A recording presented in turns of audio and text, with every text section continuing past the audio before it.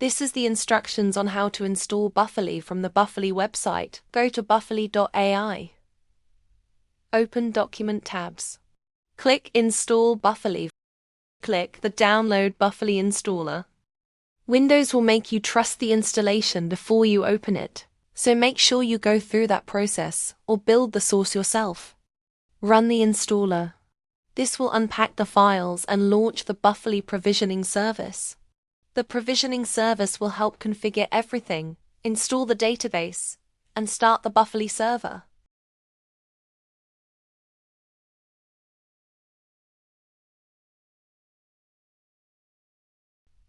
Click New Local Instance.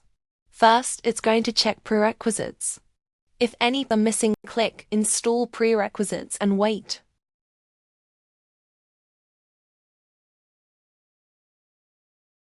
Once all prereqs are met, review the default settings and click Install Buffaly.